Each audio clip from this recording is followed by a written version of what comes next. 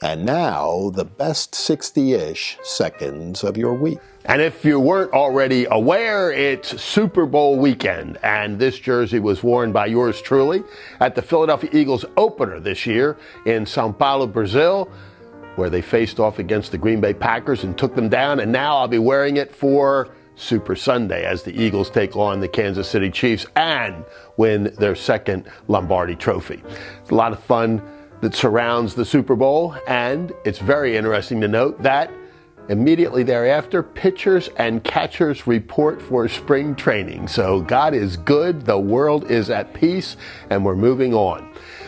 Just for my Dallas Cowboy fans, a couple little quick factoids. One, in the NFC Championship game last week, the Philadelphia Eagles scored more rushing touchdowns than the Dallas Cowboys did in the entire season. Think about that. More in one game than the entire season for the Dallas Cowboys. And two, the punter for the Washington Redskins threw for more passing yards in an NFC Championship game than Dak Prescott and Tony Romo combined. There you go, Dallas, America's team. My one little jab for my Cowboys fans.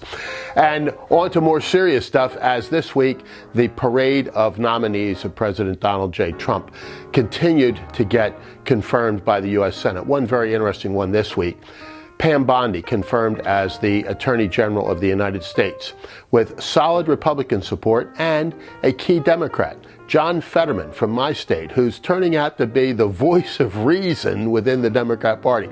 But here's another one where you see this tremendous shift in the person occupying the office. From Merrick Garland, who we were told was this great moderate who should be on the Supreme Court and all this baloney.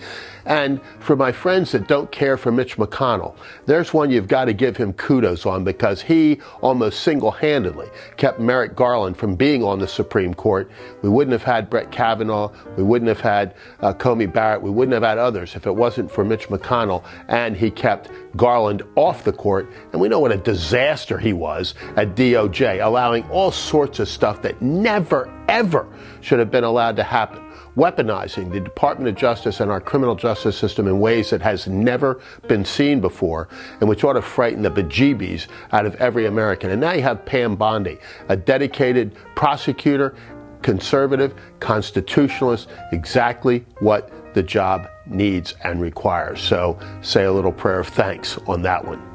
And if you listen to the left scream and yell over what's happening in Washington, D.C., you have to have a certain sense of smile to it all.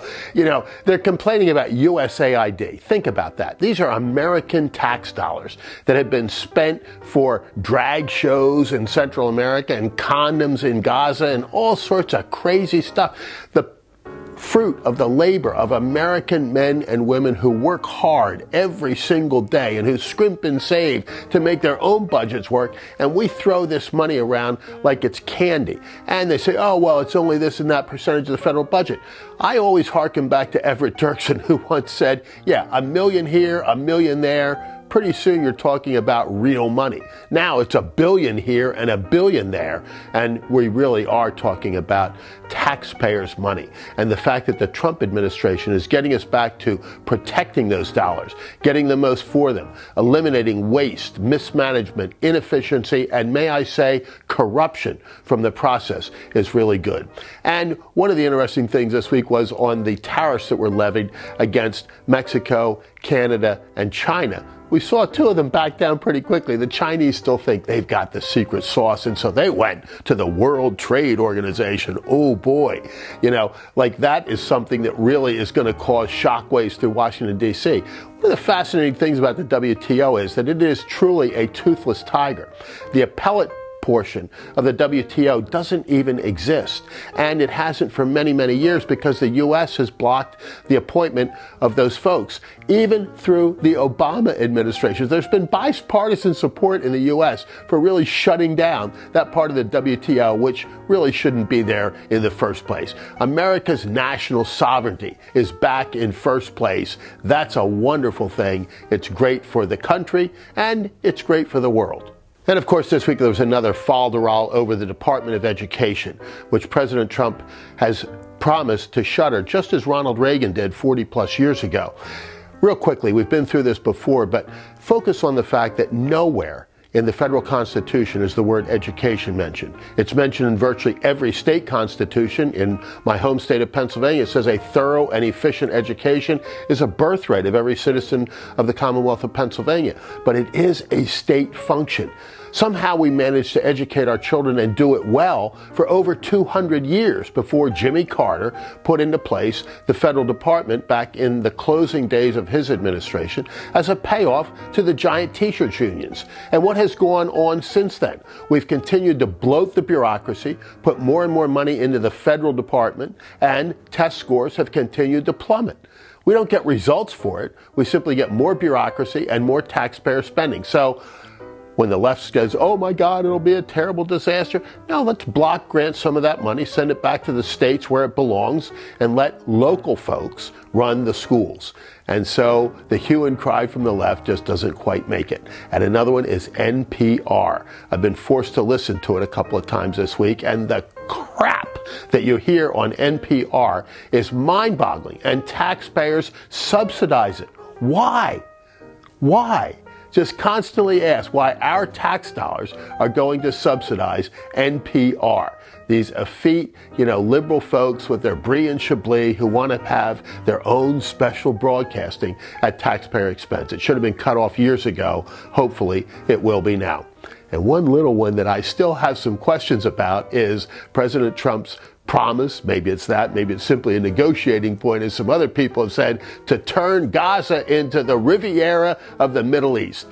I'm not sure that even President Trump can do that. And on a serious note, I do think that George Washington's admonition that we beware of foreign entanglement goes to more than simply endless foreign wars.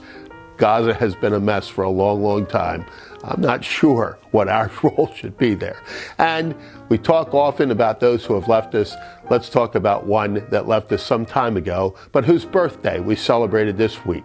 Ronald Wilson Reagan, the great one, the great communicator, the greatest president of my lifetime, someone who I was privileged to serve for 25 years on and off.